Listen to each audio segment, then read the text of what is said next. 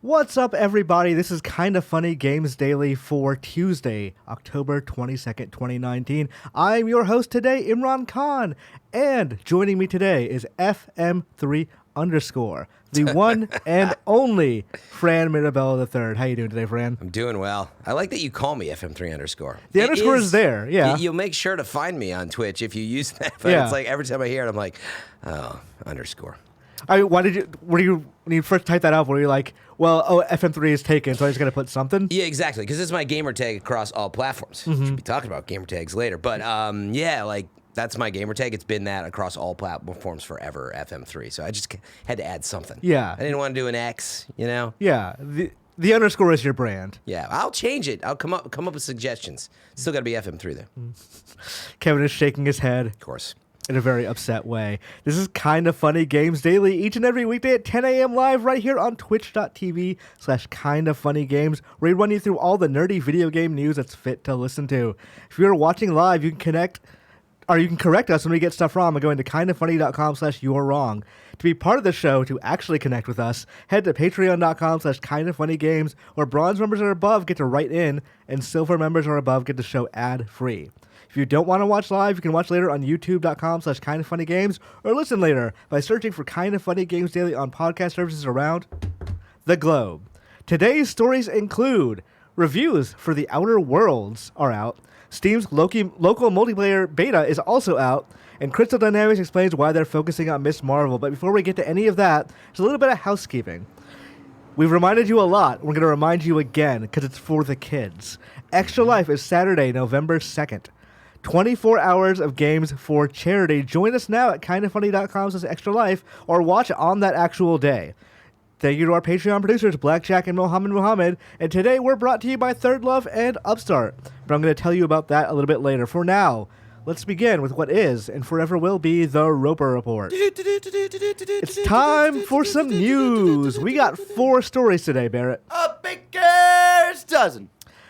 First of all, we're going to do an Outer Worlds review roundup, and I'm going to say Outer Wilds at some point during this. I'm going to do my best not to. Only that once. You said it there. Mm-hmm. Let's make that the quota. Yeah, okay. We're gonna try not to say Outer Wilds, but yeah, it's gonna get there. I can't tell if he's trolling me. It's gonna You get just there. said Outer Wilds instead. We're gonna try. Can't tell if I he's didn't say messing we're with me gonna on that one. succeed. You're gonna try to say Outer Wilds? I'm gonna try to not say Outer Wilds. See? Okay, all right. See, I can't See, what tell you if that said was a joke was or you're gonna not. try to say You Outer either Wilds. did just mess it up immediately, or you did the best troll of your life. JV Gwaltney, who is a PR representative for publicist for Outer Worlds, is probably very pissed off at me right now.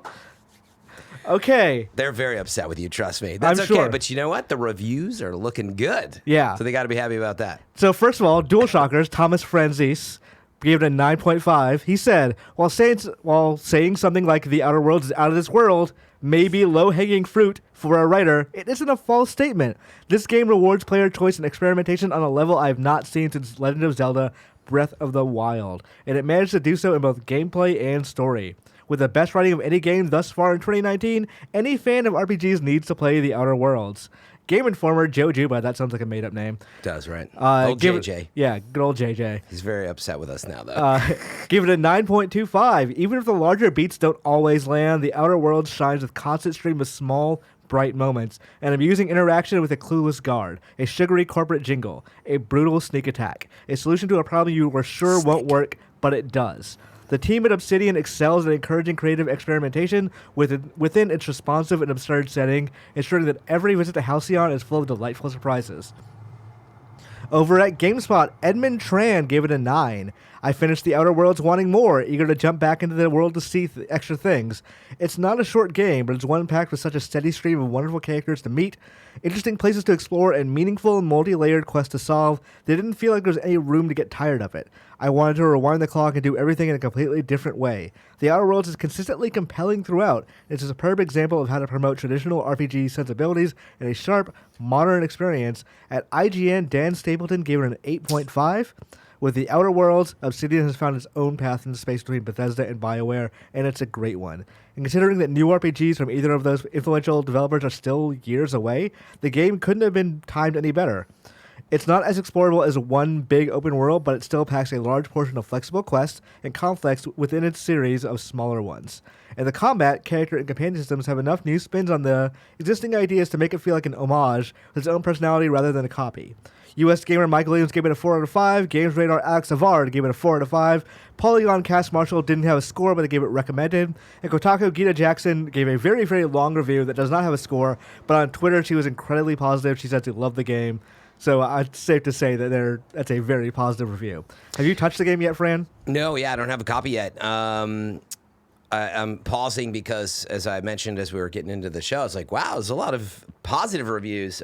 Greg was more like somewhere in the middle. You know, Right. I don't know. He doesn't put a score in it, but I felt like he was in the 7s maybe from the way that he was talking about it on Gamescast. He talked about it being, I don't know, overly challenging, or the pacing seemed off at times and buggy at times, but he liked it, could appreciate that it was kind of Fallout New Vegas, a little modernized, but also not modernized enough after, I think, the 10 years or whatever it's been now.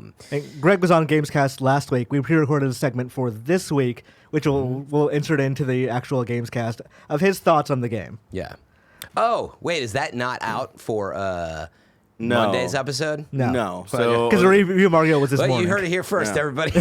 Now you really want to tune in for that episode, which is a week out, right? Next week it'll be up on YouTube. yeah, it'll be on You'll hear it up on live. Monday, live on YouTube, and I don't know what the plan is for Thursday when we pre-record the full show. Yeah, Okay. will we see it there? I don't know. All right, That's a well, good now question. everybody's gonna We be should tweeting. probably ask Greg what his actual plan for that is. Well, Yeah, no, what if that's we- more of what a if we Tim nixed question. it? But, Anyway. but yeah, Yeah. we'll figure that out. But on the show it was, I got He was the not super feeling- positive and on you it. you played some of it too, Yeah. and we'll hear a little bit from you on that show. But like, how are you feeling about all this? I agree with him that there were a bunch of flaws to this game, but I played more of it since then because I was at like 4 hours. Yeah, He you had were beaten just the game. scratching the surface. Yeah, I really love the game. I think what it intends, like, it is the kind of indie successor to Fallout New Vegas that, like, Bloodstained is to old Castlevania kind of games.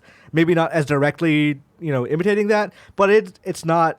It's a smaller scale Fallout New Vegas. So all this stuff people are saying of, oh, actually the writing is amazing, the quests are well designed, the various choices you can make are smart. Like, that's all incredibly true. That said, it's also very janky in some spots. The Yeah. UI is not great. The UI is terrible. I Yeah. just started playing last night, and You were super excited about Yeah, this release. it was to the point where I left the room when you guys were talking about it because I didn't want to get like influenced before I started playing it. But I finally sat down and played like 2 or 3 hours last night, and it's giving me that like classic Fallout feel. Like I'm really excited with the story and characters, but yeah, the glaring issue is the UI, the map and how that handles. Like, the map is terrible. It might be Yes. one of the worst maps ever in any game I've played. I don't think I've actually used the map for any. Like, I just walk towards the direction I think I need to go. Yeah, I'm so used to, for games like Fallout, where if you have several quests that you're trying to keep track of looking at a map and seeing like specifically if there's a route that I need to take to get around things or whatnot, and just using this one, it's just awful. And then the UI feels like dated. It's not like a huge problem, but yeah, when you go into your inventory and are trying to swap things out, you're just like, yeah, this feels like 2004 all over again. It's weird. I think I said it on Gamescast, but there was a time where I was just trying to figure out why I could not disassemble a gun. And it was just because the gun I had other copies of the same gun, so I'm like, oh, I'll just break this one down for parts. Right. And I just couldn't. It wouldn't tell me why. It Yeah. just grayed it out. So Like a that's mission gun or something. yeah. I don't even know. Like, It was I weird. put it in storage and I just can't Still do anything. don't know. And there's no real storage in that game, by the way. Like, you just have to find lockers that you want to use and just put stuff in there. Interesting. Yeah. But yeah, it's got that classic Fallout type of feel for me so far, of the kind of major quest that they introduce you at the beginning of the game, but that kind of evolves into this kind of side story that you're going into right now. It's a classic Fallout feel, and that's why I'm excited to Yeah. get more into it. Yep. Yeah, it's a reminder again. This is from Obsidian, who has some of the original members who created Fallout before it went into Right. Bethesda's hands. And then on top of that, they did Fallout New Vegas. And so that's the note, again, if you're interested in the game in particular and you like New Vegas, Yeah. I mean, I have a feeling you'll really like it. If you like That's who New it's Vegas, for. you will like this game. If Yeah. you did not like New Vegas, this is not going to do anything for you. Yeah, you may not like It it. is exactly the same kind of thing on a smaller scale. But like there's there are so many cool things about it. Like I've been kind of doing a save reload kind of thing just to see, because I don't have time to replay it again. So I've been just kind of like going through and like, oh, what happens if I did the quest differently this way? So there's one point where a guy gives you a quest. He's like, go here, go do this thing. And I was like, okay, what if I just kill you? So I did that. Right, which and, is and that's like, what this game is all about, by the way. Yeah. That should be the poster tagline for all these games. What if I just killed you? What if I just kill you? And it's a like, target on someone's like. It pissed off my compatriot, and she didn't want to hang out with me anymore because I just killed someone in cold blood to get the thing. But I got the quest, like, done. I didn't have to go do a thing and then spend a whole bunch of time and effort and eventually resources taking out a dungeon of marauders. I just killed one guy. So theoretically, if you think about it, I'm really the moral one there, because I only killed one person as opposed to like 10. Oh, that's your morality. Yeah, that is my morality meter right there. that you can create your own morality in these games. Again, that's what it's all about. So I am actually a little surprised how well this game is rating, though. Yeah, you know what it is? I think that, and I've seen this happen to me personally, where just the core gameplay speaks to people in a way that transcends, some of the issues. Like, honestly, Borderlands has some of that. It has some antiquated issues. It got a lot of flack, in the beginning around that. People were talking about the menus, some issues there, the map even, just some areas where it's janky as well. But overall, they just loved the chaotic shooting, et cetera. But anyway, I have a feeling this game's kind of like that it's just like there's not a lot of other games that sort of do it in this way, and it feels like it's hitting some of these nostalgia feels. It's funny, a lot of the reviews here, like, it's carving out its own path, putting in Dan Stapleson's words. But Greg and you guys, I think you were saying it felt very New Vegas. Yes. Almost like they put a new coat of paint on it, but you're like, huh. Is this really a new? Yeah. I mean, if New Vegas came out 2 years ago, then I think I'd be like less okay with this. Yeah, like that is one of Greg's problems that he explains later, is that he wished the game aspired for more. Like it is just New Vegas, and like years after the fact that it didn't take it didn't take any of the actual like lessons learned from there. So like we talked about, like Barrett said earlier, the UI is just a fucking mess. That I could see why people would be initially like very turned off by things like that. Yeah. I think you get into your head expectations with the trailers that come out, the beautiful art that's attached, and that what I'm getting at, right, is I kind of had that going for me too. I'm like, yeah, man, this is new, modern Fallout, the next generation version of whatever that is, right? And when you guys start talking about it, you're like, well, it's kind of like New Vegas with a fresh coat of paint, with like some touch-ups here and there. And I'm like, oh, that actually makes a lot of sense. I mean, it's from those creators. Yeah. They're not a huge team. I mean, I don't know how big they are now. They're bought by Microsoft, but it's not like they're as big as the Fallout team, I'm sure. Right. They're significantly smaller. Yeah. So anyway, I'm really happy for them. It sounds like it's one of these niches that if they didn't do it, nobody else was going to be doing it. And then like that's the other side of this. Maybe they didn't polish every corner in the way you wanted, but like nobody does it quite like them. Obsidian has a really good reputation. So I'm glad to hear it. I'm actually going to pimp. I did a piece. IGN Expert Mode was a series that I produced when I was at IGN. It was part of the Facebook stuff. Barrett remembers this. Brag about it. We did one on. I'm not bragging. I'm just pointing to an awesome piece. No, it was a fun series. That I liked was, working on it. Executive producer on that I did. No. You guys should check it out. It's IGN Expert Mode for Fallout New Vegas. You can find it on YouTube. Oh, I didn't know we did that Secrets of Fallout, how an abandoned sequel led to New Vegas. I came up with that headline with it. Nah, maybe I didn't. That could have been Ryan McCaffrey. Nah, I think about it. I didn't know you guys did that one. The only ones that I helped out with were Psychonauts and The Last of Us, which were great episodes to work on. You didn't know about Fallout New Vegas. No. Exactly, yeah. No. So check it out. It's honestly, it's from one of the producers there. But I recommend it because it gives you some insight on how they think about designing these games and the RPG element and the morality and all that's really important. And anyway, let me ask you a question, Fran. As somebody who has reviewed games for IGN, what consideration, if any, would you give to the fact that Outer Worlds is day one on Game Pass on PC and Xbox One? Like, would that matter to your review at all? Would you be more forgiving of flaws, or? No, I mean, this is the problem, and I've struggled with it in my review career. People they're like, the price doesn't matter, and they'll say it doesn't matter, and you could even argue it doesn't matter if it's an indie team or a huge AAA team, and it's like that shouldn't matter because it's a game, and it's game, and you should just review the game. So what I'm getting at is, no, I can't affect your viewpoint of as a game. But what I do think is important is you talk about that and say, oh, if you want to just try it on Games Pass, though, and like, is it worth an hour of your time and you already have it? That's a different viewpoint, if that makes sense. But I don't think it changed the review of how you feel about the game. You know what I mean? I think you're right. As somebody who also reviews games, you're correct. But I don't. What you're saying about it not being like, doesn't matter if it's indie or whatever. I think you do keep those considerations in mind, whether it's subconsciously or not. People do all the time. I'm saying you're not supposed to, don't you think? I mean, Outer Worlds specifically, there's going to be a lot of talk when that game actually comes out about the fact that I don't think a lot of people don't know it's not open world. Yeah. I think people think it's as big as the Mojave was in Fallout New Vegas. It's not. Like, literally, the areas between towns are valley hallways that you just kind of walk through, and it takes maybe 5 minutes to get there. It's much more narrow than that. So, but the reason I don't consider that a big deal is because it's not not a game being bankrolled by Bethesda. It's a game being bankrolled by Take-Two's indie label.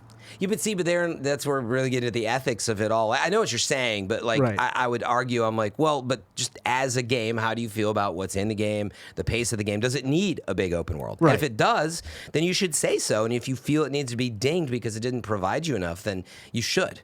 I mean, if that's the precedent for this type of game, that would be my argument, is to say, if you're feeling that way, then and maybe now that I hear you saying it, I'm like, maybe that's what brings your viewpoint down a little. Maybe you want more of the open world. It's one of those things of like, if this game was published by Bethesda, I don't think the review scores would be as high, even if the game itself were exactly the same. And like that's maybe unfair to say to the game because it's a fun game. It's just that those expectations do color how we see these kind of games. Yeah, they do. I hope they don't for a lot of people. It's hard not to, though. You're right. I'm not arguing with you. It happens all the time. But when I run into that situation, I try not to let that get in my head. I mean, the truth is, I see the opposite, which is, like we'll see really big AAA studios like Bungie, release a new IP or Bethesda or whatever, and like there may be some really good redeeming qualities and things happening, but you expected this AAA perfection. Right. And so the axe comes down on you, and I hate to see that side of it too, which is, I feel like, just to make sure we're clear on the one side, I love indie developers that do a lot with a little, and there's a ton of credit due there. But I also really get triggered when I see people come down on the big AAA studios because they're rich, they should have known better, it should be perfect, and it's like they're still just like a game studio with the same type of people. They might have had some more resource, but it's just, games get made in a very similar way, right? It's got a creative director, it's got the same choice structure, sometimes you just have more resources. And so anyway, that stuff shouldn't taint the review is the short answer. Right. Taint is an interesting word. Tilt, I think, might be the better one, because I do think that like these kind of things do affect. And it's as we start moving forward in the industry and we start thinking about because AA games are disappeared for at least a generation. Those things are basically gone. And I feel like we're kind of getting back into them with games like Outer Worlds. That's what I was going to ask. What was an example of a AA game for you? Like an older example of a AA game would be like Darksiders. Okay. And I think we're getting into this kind of thing now where games are being made under an indie label, but by established developers that are roughly like AA quality, but we're not calling them AA. We're calling them, I don't know, prestige indie games or whatever. So like games like this or Control, I think are games that we're starting to look at in the AA context, but we're not considering them AA yet. Yeah, I know what you mean by that. And again, it is confusing. You might get a game that was from a 2-person team, and it's a cute little, $14.99 game, and you compare that with a $60 game. It's like a huge bazillion-dollar marketing budget, and you do. But there are indie games that run circles around AAA games too. Well, exactly. Yeah. But they don't have to be big and audacious and full of marketing money necessarily. So again, like at a base, it shouldn't affect your review, the price and all that. But I say it shouldn't affect a review, but it can affect a recommendation. And what I mean by that, right, is I think it's cool to add that slice of like, hey, here's what I think. And part of it was, for me, this is a very small team. I like these types of games or whatever it is that, as long as you get that information out there. Yeah, even if I liked Outer Worlds less, I would easily be able to say like, yeah, but it's on Game Pass, so if you've got an Xbox One or a PC, just pay the $2, play it for a month, and see if you like it. Yeah. It's about like 10 to 15 hours. It's not a super long game. They encourage you to play it more than once. Like, you can get through that in the trial period pretty easily. Yeah, for sure. Yeah. So is it worth your time? It sounds like most people are saying yes, and if it's on Games Pass, you might as well check it out. Yeah. Borzen00 asks, hey, good morning, Imran and Fran. Reviews are out for The Outer Worlds, and it sounds like Obsidian has finally shed the king of the sequel, especially the BioWare sequel. I think they're referring to like how they usually just make sequels to other studios' games like Fallout New Vegas, Coder 2, that kind of thing. And has proven that they can make a new IP that is also received well. My question, though, is how well will it do in the mainstream, as the only other recent mainstream successes have been licensed IP, Fallout and South Park? Is The Outer Worlds destined to be single-player Fallout replacement for players, or will it be just as niche as Pillars of Eternity? I don't think it'll be as niche as Pillars of Eternity. I think that this game has enough sort of style and being anywhere in the vicinity of Fallout, one of the biggest franchises out there when it comes to gaming, anywhere around that is going to be a good thing. But especially after 76 kind of like tainted the brain a little bit. Yeah. So, I mean, I think people are hungry for this type of thing. It is, interestingly, it is in a niche, but it's a big niche that doesn't get filled, in I think the right way. So, no, I think it'll do well, but no, I don't think they're expecting it to be as big as Fallout, Yeah. That's not the expectation here. Though I will say Bethesda releasing a Fallout collection on the same day Outer Worlds comes out seems really petty.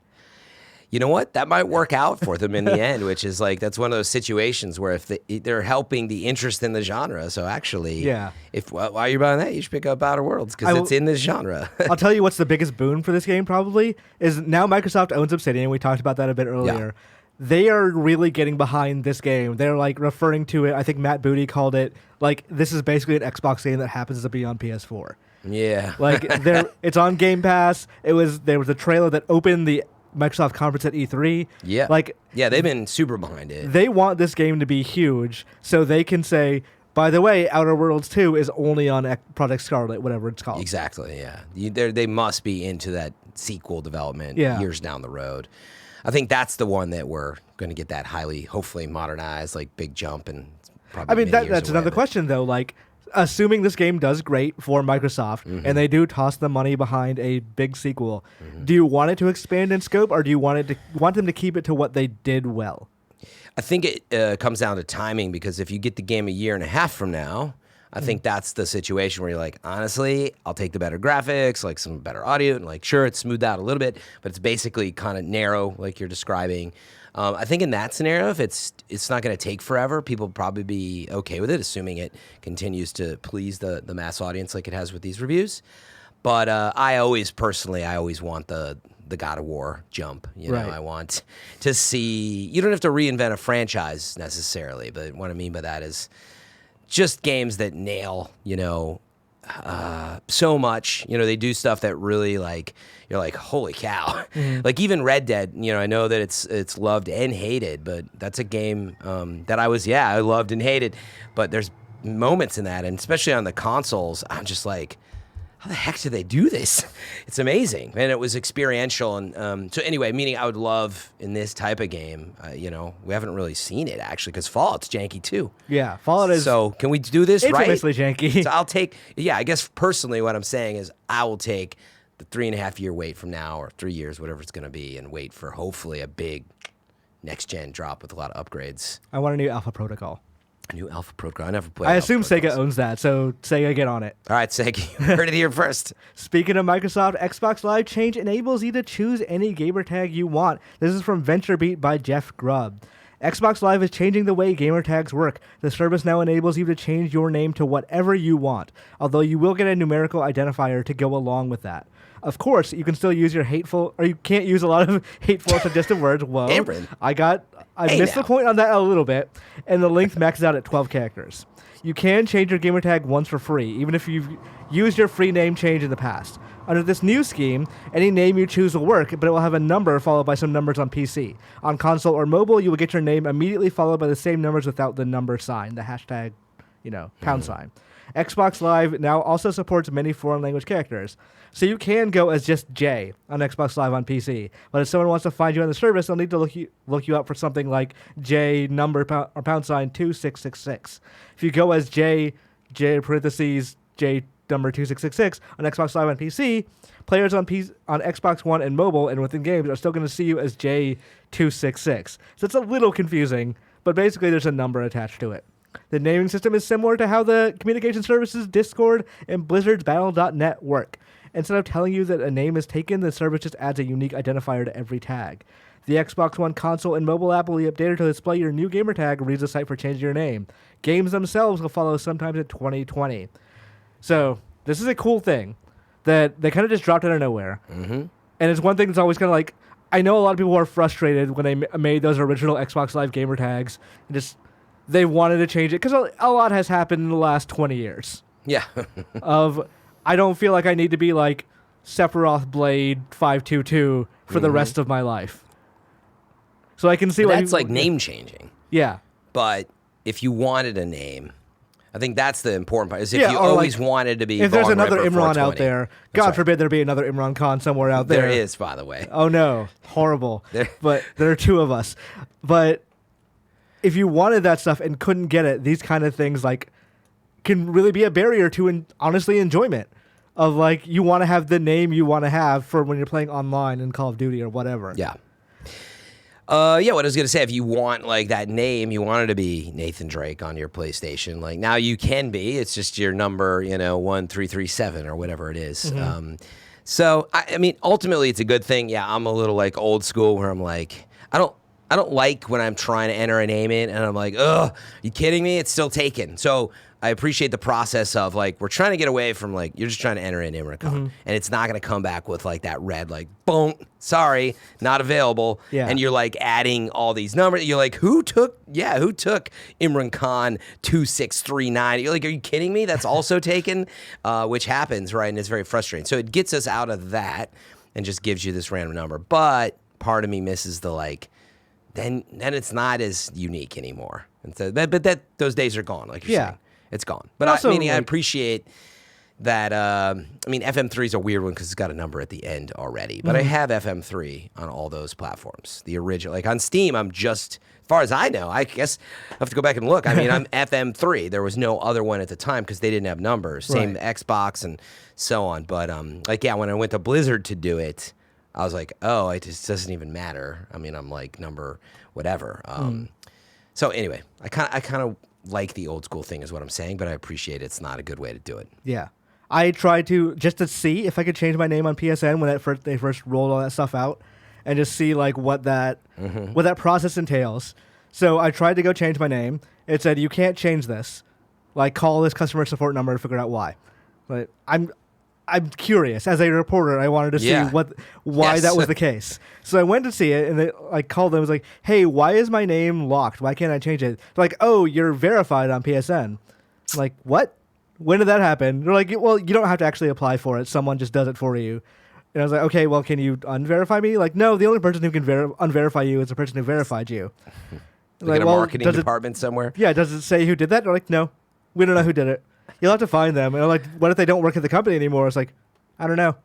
Well, that's bad customer service. I mean, I'm sure anyone in the marketing department could help you with that. Maybe. Well, you're speaking to like customer legitimately, service. I don't know what they're saying. Like maybe it could just be the only person. I could legitimately believe that.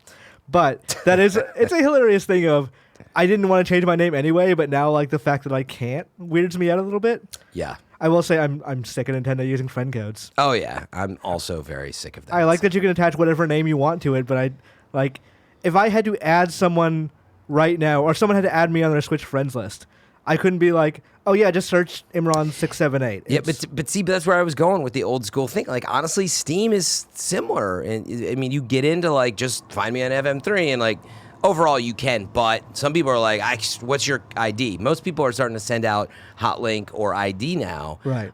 Because, like, actually finding the other person can be very difficult with all of these duplicate names. I have to go into my profile and actually friend code. Look at the URL to remember what my Steam username is. Yes, but I'm saying that's the same as friend code, basically. Yeah. So I mean, friend code's a 12-digit code that, like... Granted, it's more annoying for I sure. barely remember my own phone number at this point. Yeah, I don't know that I can remember a friend code. Yeah, I memorize my credit card numbers, not my friend code. Like, I used to memorize my credit card numbers. My bank, like, loses them so often. They that, get like, I hacked have to keep constantly changing them. Like, there's no point. Prove it, Fran. Tell it to us right Yeah, now. let me just load up your favorite website right now. Just say all of them except for the last one. It's fine. No one's going to go through with the remaining 9 numbers and see. I want to Anyway. quickly add on to that story that yesterday, Xbox product marketing manager James Shield reconfirmed that every Xbox One controller will work on the next generation Xbox Project Scarlet. It doesn't matter what generation or type it is. So, like, whatever Xbox One controller it is. So it could be the Bluetooth one, could be the Xbox Elite, could be the Elite version 2. Elite, yeah. Could be the day one launch thing, which my analog stick on that one is starting to go. Mine still works. But Phil Spencer explained at E3 that the decision is Xbox respecting the purchase of gamers that have been made on that platform. Yep. Yeah, I mean, that's the amazing part about this is that you can buy the Xbox Scarlet and you want to sit down and you want to play co-op. Maybe there's a port of Borderlands 3 and you want to play split screen. But you need a second controller, which normally is $79.99, with all the taxes and going to Best Buy, whatever, getting your Amazon Prime shipment as fast as possible. But now you just grab your old controller, which is really amazing and nice to not feel, frankly, bamboozled or ripped off. Like, I feel like every time, we're buying these new consoles, it's like you got to buy a lot of proprietary stuff. Like Nintendo, honestly, I feel like every time Nintendo sells stuff, I'm buying all of the accessories. They hit reset button every single time. Yeah. The dock. Except for like the Wii controller on Wii U, but that was a different thing. Yeah.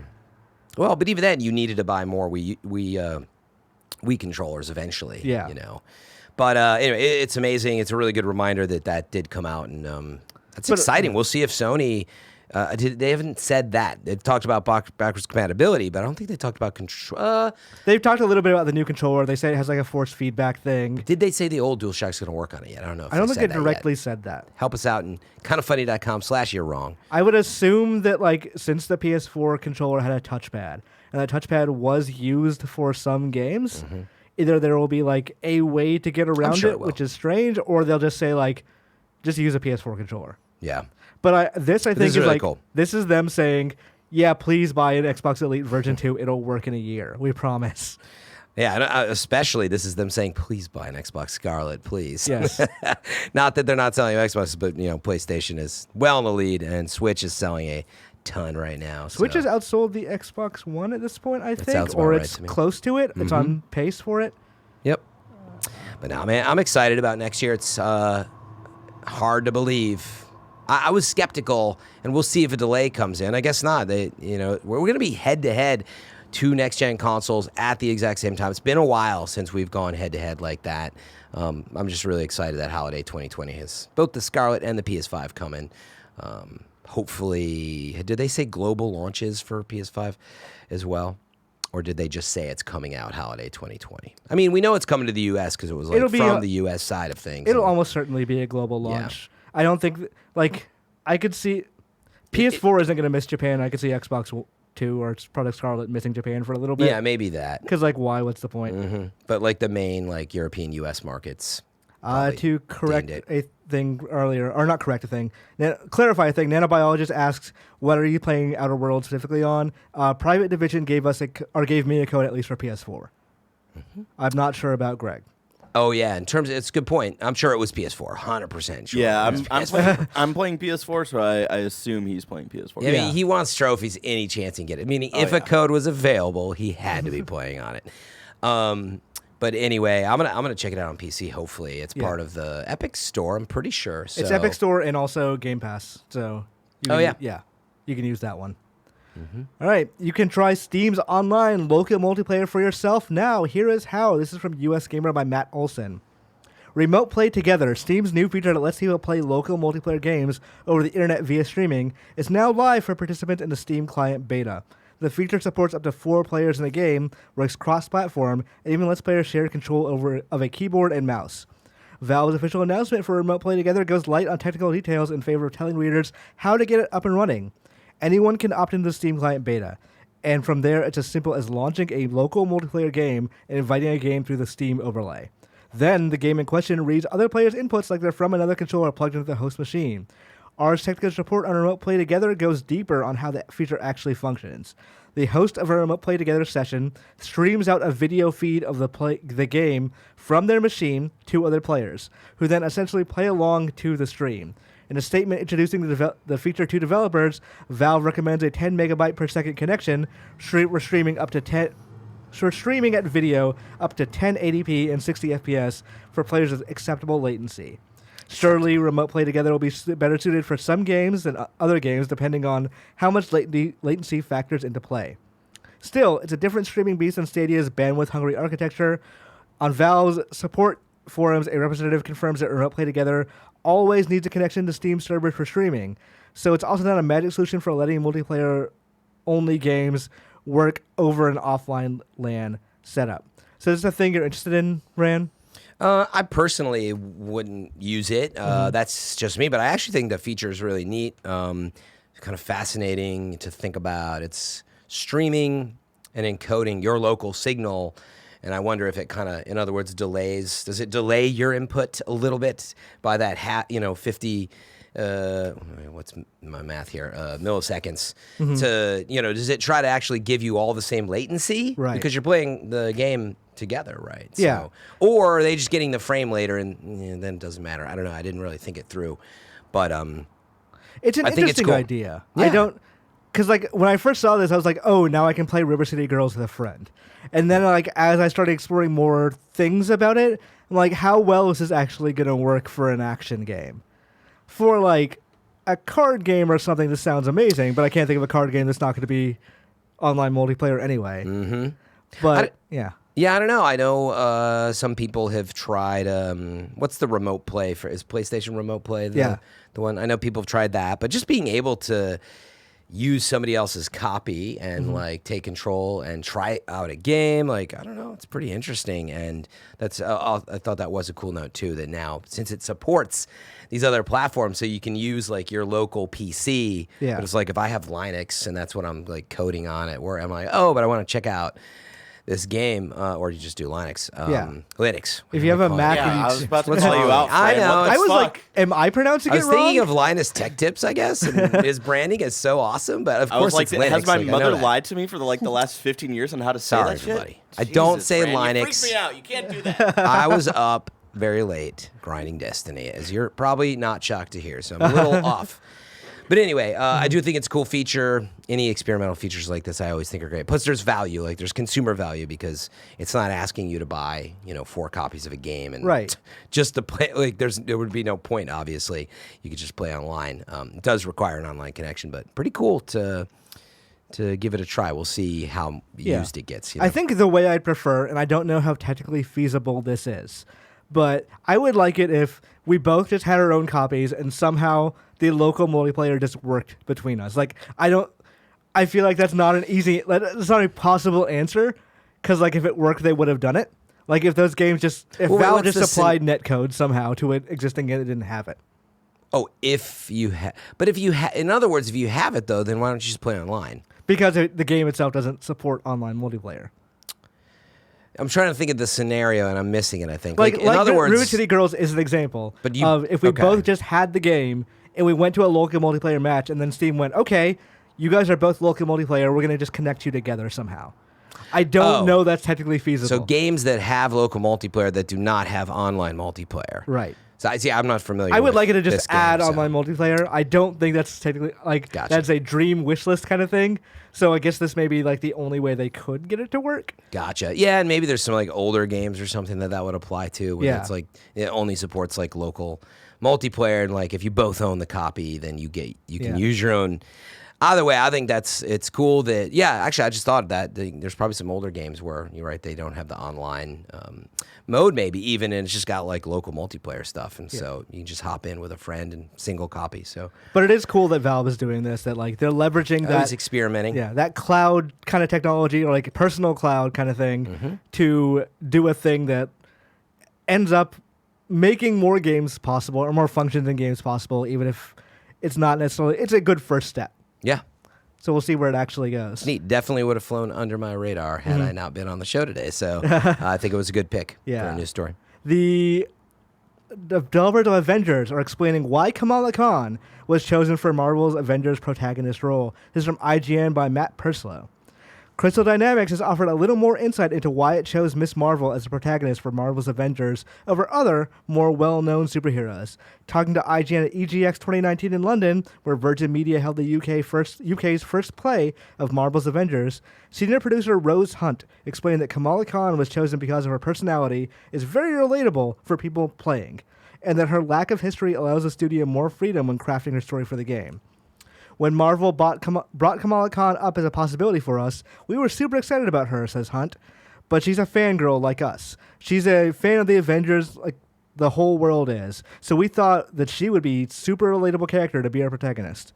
And another advantage of her is that she doesn't have 80 years of history like Captain America or some of the other Avengers she added. And that allows us to actually tell more of an original story with her because her story has just begun, and we can build on that in interesting ways. So they revealed this a couple of weeks ago. I think it was the first new Avengers gameplay since like they've showed that demo and they polished it up a little bit over time. Yeah, It was still not a great looking demo like since they've shown it. But when they did show Kamala Khan, and this may be because I'm actually just a huge fan of that character, name reasons aside. That's how tired I am this one. I didn't even think about that. But that was when I was like, okay, this game actually looks really good now. Yeah.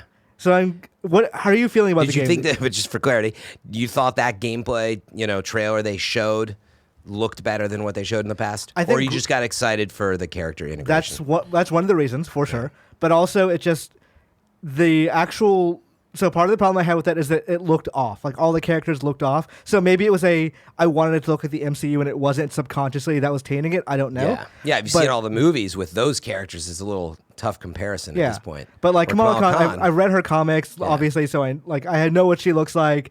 I think I played her in Ultimate Alliance 3. But this is the one that I'm like, okay, actually, she looks fine in the game. Like, in the cutscenes and all that stuff.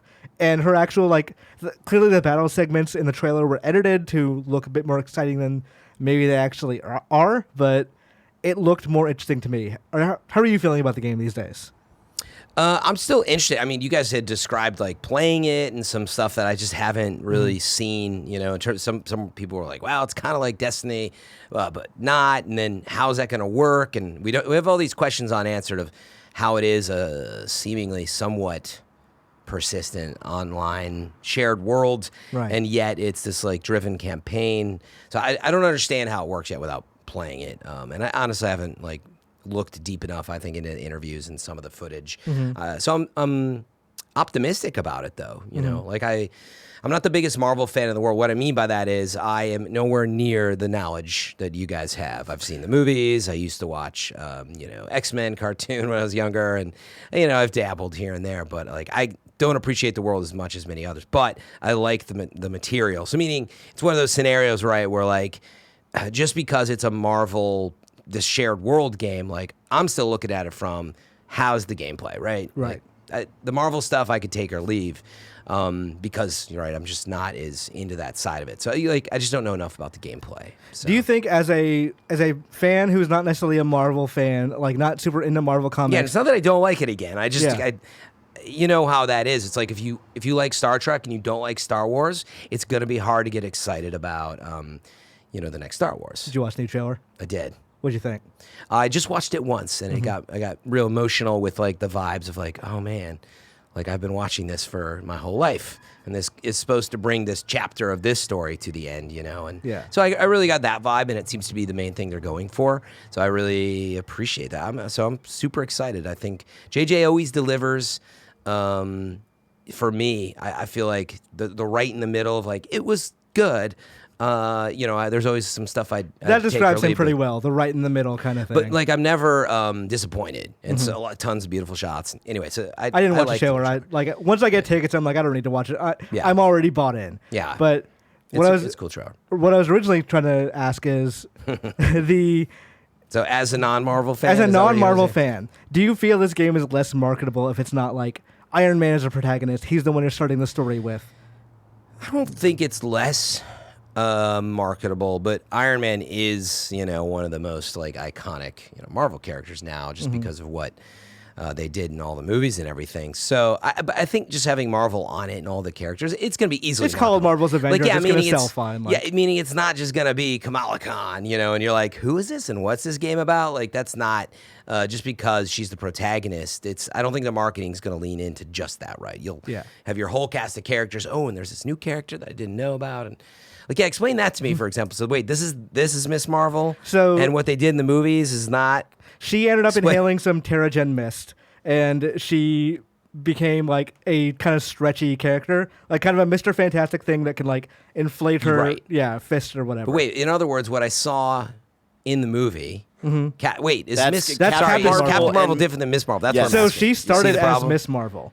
And Wait, then who, what? she started as Miss Marvel and she became Captain Marvel. So the current Miss Marvel looks up to Carol Danvers, Captain Marvel. I So see. she's like, I'm just gonna take her name. Oh, you can be Miss Marvel and Captain Marvel. It's like a title, Yes. but you Granted, are like- actually Kamala Khan. Yeah. Okay. She didn't meet Carol Danvers until like I want to say a couple of volumes. No, maybe like one volume in, like the end of the first volume, and then Carol Danvers is like, okay, actually you do actually embody this name, so go ahead and keep calling yourself Miss Marvel. All right, to Gotcha, fully explain this, we would have to be here for another 2 hours for Fran to Yes. understand it. I understand. I that. would suggest reading the comics because they're really good. At one point, she describes all her X-Men fan fiction to Wolverine, and he cannot stand it. I like that. Okay, I like the sound of that. Anyway, I'm definitely very excited about the game, and I don't feel like they shouldn't have to explain why they chose her. You know they have to though. Yeah, of course they do. Yeah. But I mean, it You was know a the exact people who are like, why is this not starring? Yeah. But the silver lining is I do like the side of it where I was like, wait, this gives us a lot of things to shape. Mm-hmm. You know, a character that people don't know as much about, and so I can appreciate that again as not a super fan. I think it's a better way to put it. I'm a Marvel fan, I'm just not a super fan. So as a Marvel fan but not a super fan, I'm like, oh yeah, it's gonna be kind of cool to see this newer story instead of all these other characters I know about already. So that game comes out in May. But Fran, So far. that is so far away. If I wanted to know what's coming out to the mom and grop shops today, where would I look? The official list of upcoming software across each and every platform as listed by the Kinda Funny Games Daily Show host each and every weekday. Ba-da-ba-ba-ba-ba-da-ba-ba-da-ba. Yeah. Out today, Street Outlaws, the list for PS4, Xbox One, Switch, and PC. Beholder 2 is out on PS4. Mary Skelter 2 is out on Switch. The Legend of Heroes Trail of Cold Steel 3 is out on PS4. That's a good series, actually. WWE 2K20 is out on PS4, Xbox One, and PC. Let's hold for a second here. You want to show those GIFs? Barrett? Yeah, I'm trying to find the specific video and I forgot. You're worried about how who- long the show is, and then I think the I GIF mode? retweeted it if you want to find it. It's the one where it really bugs out, right? Yeah, the one with Ronda Rousey and Yeah. All right, give me a minute. But that was not the final game, though, right? As far as we understood. From what I understand, that was video captured today, and the Yes. game is out today. Oh, it Fran. was from. Yes, it is it was- from. it's from I the thought there retail was something copy. from before the final game. Okay. Yeah, there's a couple of those too, but those don't look that different. So yeah, this is amazing. So wait, is this it? This is the final game, yeah. Okay. Just wait for it, Fran. Wait for it. It's a slow build. But It's a slow So build, if you're but out it there constantly listening, builds. So we're worth watching footage on I don't know what platform it's on. I can't tell, but This is Xbox One because that's what it's One. on an Xbox share. This is Ronda Rousey and Dakota Kai fighting, Okay. and the ladder just broke in half in a very weird way, and then it sort of disappeared into the ring. just kind of And fell off. now Rousey's getting power bombed into stairs that sunk Oh. into the ring. Yeah, there's like a clipping problem. Yeah, the chairs are bouncing in the corner. Oh Yep. my, that's a huge It doesn't ra- end here. Oh, Look at, no. Look at the ref's knee. Look at everyone's knees. Rhonda has like raptor legs. Wow, the ring is breaking. Wait. You're telling me this is the final game? This came the out ref's today. caught up. Oh my God, what is happening? You hate to see it. This is some real Lovecraftian. This is like, what if angles weren't angles kind of horror? This is a big deal, by the way. I mean, this is a big So this is the franchise. We're first gonna have year- to pause for a sec. Yeah. This is the first year where they took Ukes off the development. I think they Yeah. got taken off mid-development of the game. Yeah, it seems rushed. Yeah. Now, my question is, though, is this... We just talked about a game that you said has janky stuff in it, right? Outer Worlds, and it's getting 9s, right? Yeah. So is this something that's happening all the time? You know, what are the reviews saying? Do we know any of this yet? I mean, now that we're... I've not seen the reviews for the game. I don't think there were They sent it out late, right? Yeah, it could be one of those things, or it's a WWE game, so no one really cares to review it early. No, 100%. Meaning it would be like an IGN cover story if they had it already. Yeah. So I'll double check as we go through to see if it's the review's out yet. But I'm not seeing it yet. It has been looking bad for a number of weeks, but like for the not actual looking game good. to come out, what was that? Oh, sorry. Go ahead. So it looks bad, but I didn't expect it to be that bad in the final build. No, I didn't expect. If that's happening a lot, that's crazy. Yeah. So that's what. Buyer beware for sure, based on the clip I just saw. All right. Let's wait for the reviews. So that also comes out out. today. That is out today. Also out today, Destiny Connect, TikTok Travelers, PS4 and Switch. Fran, you got to stream New that. Destiny game? Raging Loop for PS4 and Switch. Skullgirls Second Encore is out today on Switch. Moons of Madness is out today on PC. Spin Rhythm XD is out today on PC and Mac. Day and Night is out today on Switch. Tangle Tower is out today on Switch. The Park is out today on Switch. PBA Pro Bowling is out today on Switch. Night Swap is out today on PC and Mac. Flatland Volume 1 is out today on PC. And Outscape is out today on PC. New dates. Darksiders Genesis, that kind of top-down Diablo-like. Oh, yeah. Or isometric, not really top-down, Diablo-like Yeah. Good Darksiders direction. game. It's releasing on PC and Stadia on December 5th. It's exciting. If you want a console version like PS4 Xbox One, you got to wait till Valentine's Day, February 14th. Why is that? Well, I mean, I guess it's just the PC was the lead platform. I guess they and- took some Stadia money. Would be my most, not for exclusives, but that they had to get it out that day.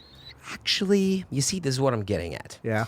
So, to be discussed further, but maybe it is like a Stadia exclusive, so from a platform side, but they were like, well, PC's fine, but can we buy a few months on the other platforms? And I suspect like Shantae on Apple Arcade is like one of those where they announce that for every console, but the game is out now on Apple Arcade. It's just, it says Shantae Part 1. I'm guessing because the game's not done. So they're just like, oh, well, what if we just cut up this game and put I up? think you nailed it, man. This is like, it's basically done. I mean, if you're going to go to Stadia, it's not just carbon copying the PC. There's a lot of exchanging hands, testing it on Stadia. Like, yeah, there was some, I mean, and they could have put it out on PS4. You know, they certainly could have. Maybe it is like a thing of it's not going to sell well in December on consoles. Let's Right. take another shot in February. Other than, I mean, it is based on the PC version, so it's an easier port. So who knows? Maybe that's all that it is. I'm speculating, I guess. Borderlands 3's Bloody Harvest event starts on October 24th. Kill haunted enemies, earn hectoplasm, and gain access to the Bloody Harvest map. Frank, can you, as one of the hosts of the Borderlands show, can you give us any more insight into this? I'm under... Yes, NDA, technically, But it's in terms announced. of that event. But we did talk about it on the latest Borderlands show, which is coming out soon at a date to be revealed. We also talk about the new Takedown event that is coming up in later. I always forget exactly what dates have been. But anyway, as this event, it's really cool looking. The trailer came out. There is new legendary content, but the whole concept behind it, by the way, is there's you hop into this spooky area. There's some mission-based stuff, and you get terrified. And you have to get this hectoplasm to keep. It affects your stability and your guns and stuff like that, right? You get the concept. So there's some new gameplay mechanics and stuff to earn. So I'm excited. It's free. Are you still what's playing better than that? Borderlands? Yeah, I'm still playing Borderlands, of course. Actually, even if I wasn't on the show, it's nice. It's just fun to hop into, man. Yeah. There's something about the way the game feels and looks, especially I'm playing on PC. It feels great. And anyway, I'm excited to get into the event. I was playing with some friends last night. We did the Malawan slaughter thing. Yeah. And, at the end of that, there's two giant robots that are the bosses. Mm-hmm. Two of my friends had already, died, and they were, up in the hallway trying to, snipe from up there to help us out. Yeah. They're like, hey, go rush towards that robot. We need to go kill that thing. We're like, what robot? That giant robot that's sitting in the corner, we're like, we don't see it. So we go up to it, and all of a sudden it just kind of pops in. Just popped in. And the friend describes there's a big animation. It was came in small and unpacked and all wow. that. We just didn't see it at all until it just came up there. Yeah. We did win though. We ended up killing that thing despite only two of us being on the ground. That reminds me of a boss that I did with Greg and Andy, and the entire game froze for me. But when it froze for me, they got a cutscene of the boss intro, and I didn't know that there was a boss until it was right above me, about to smash down on me. I was like, cool. Yeah. You guys should also know that it is Mayhem on Twitch, but also just in general in the game. It's for this week, it just starts today at 3 p.m. Pacific time, is a micro patch that rolls out. You get extra XP. There's increased loot drops when you're playing on Mayhem. Excuse me, don't know where that came from. But also, if you're viewing folks on Twitch, there's that rare red chest event. So if you catch me out there with the Red Chest event happening, you will be guaranteed to win if you participate now. They've also increased those badass events, which I love. You can take control of enemies and like level them up. I mean, you're not controlling them, but you're leveling them up and giving them health and stuff. It's cool. So it should be a lot of fun to watch some streamers go out, support some folks out there who are streaming that stuff. Next time you talk to Paul Sage, you're going to get him to de-nerf the Flacker.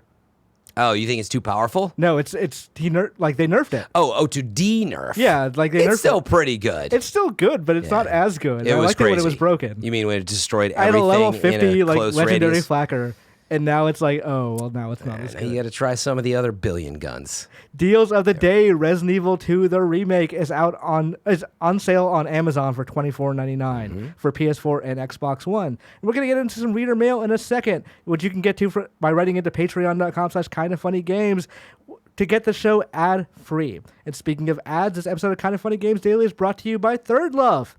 Nearly all of the kind of honeys are wearing Thirdlove bras, and you should too. Thirdlove uses data points generated by millions of women who have taken their Fit Finder quiz to design bras with breast size and shape in mind for a perfect fit and a premium feel. Thirdlove offers more than 80 sizes, including their signature half-cup sizes. Skip the trip. Find your fit with Thirdlove's online Fit Finder. Order and try on at home. No more awkward fitting room experiences. Every customer has 60 days to wear it, wash it, and put it to the test. If you don't love it, return it to Thirdlove and they'll wash it and donate it to women in need. Thirdlove's team of expert fit stylists are dedicated to helping you find your perfect fit. Fit stylists are available every day to help via text, chat, or phone. Returns and exchanges are free and easy with comfort and quality. Hands down, the most comfortable bra you'll ever own. They have straps that won't slip and tagless labels with no itching. Thirdlove knows there's a perfect bra out there for everyone, so right now they're offering our listeners 15% off your first order. Go to thirdlove.com/games now to find your perfect fitting bra. Get 15% off your first purchase. That's thirdlove.com/games for 15% off today. We're also brought to you by Upstart. As many of us have found out the hard way, getting into debt is easy, getting out is hard, especially if your credit score isn't great. Thankfully, now there's Upstart.com, the revolutionary lending platform that knows that you're more than just your credit score and offers smarter interest rates to help you pay off your high-interest credit card debt. Upstart goes beyond the traditional credit score when assessing your credit worthiness. They actually reward you based on your education and job history in the form of a smarter interest rate. You've probably heard it before, but when Greg moved to San Francisco, he took out a loan and his interest rate was garbo. This would have helped. Upstart believes you're more than just your credit score. They believe in you, and they understand that. They make it fast, simple, and easy to check your rate in just a few minutes. The best part? Once the loan is approved and accepted, most people get their funds the very next business day, the next day. Over 300,000 people have used Upstart to pay off their credit cards or meet their financial goals.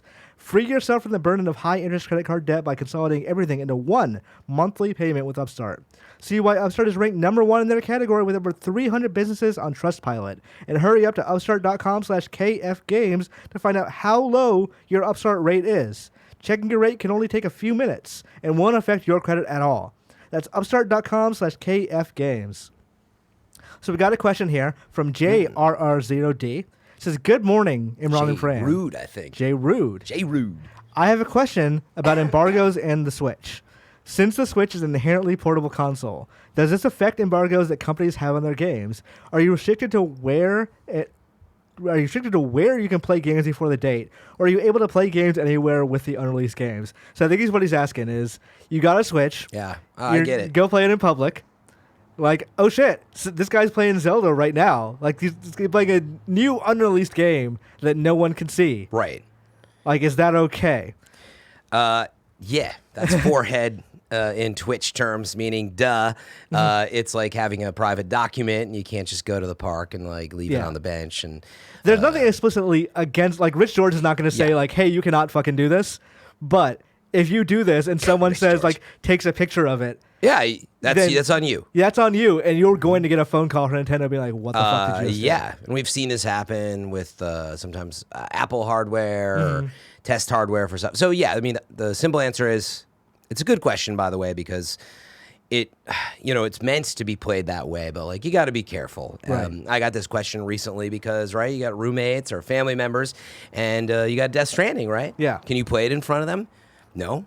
Yeah. That's what it is. Either that, or you could technically, it is not binding in the agreement. When you sign for a company, for example, so if you sign when you were at Game Informer, right, Imran Khan for Game Informer, you're signing for Game Informer. So if anybody, technically, that's the way it's supposed to work. If anybody says something at Game Informer, if you were there, they're all sort of in the same pile because the company has signed an NDA, an agreement with them. And so, in other words, at home, it's kind of the same deal. You could, if we lived together, we were roommates, I'd be like, dude, you can't talk about this. You're like, okay, no problem. Yeah. And that's the company's not going to tell you it's okay for you to play it in front of your roommate in the contract. But like, look, they trust us enough to give us the game in the first place. So. Yeah. Be selective with who you give an NDA to in the first place. I mean, I've roomed with game journalists before. Sometimes I'm on an embargo that they're not. Yeah.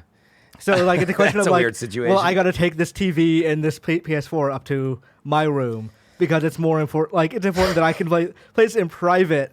Yeah. Like it's a weird. I had a thing last week where my brother was like, "Hey, do you want to just come over? Like, come hang out today?" I'm like, "I got to play Death Stranding. I can't."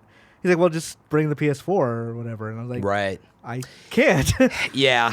Like, and you got to be careful with that. It's a tough decision. I mean, it's like, what I was getting at is you technically can't because of the NDA, but they trust you enough that if you're going to go over, and let's say you do have a friend that's close enough that you'd be like, that you can't say anything. Technically, Sony, they would freak out. Yes. What I'm saying, and you're absolutely breaking the law, so you shouldn't do it. But Yeah. saying hopefully they trust us enough to make the right decisions when you run into these. and they kind of limit those situations. things. Like obviously, I'm not doing that for yeah. the record. I'm not, not out there playing Death Stranding in the park. They know that if like your wife sees it, like you play Death Stranding, that's not a big deal. Right. But like they want to limit that stuff, so you're not doing that exact thing of, yeah, what if I took a Hori monitor and like plugged it in somewhere at the doctor's office and started playing Death Stranding Yeah. there? That's Like, what Greg's doing right now. I know it. I assume that Greg has only been playing Ghostbusters Remastered for the last 2 weeks anyway.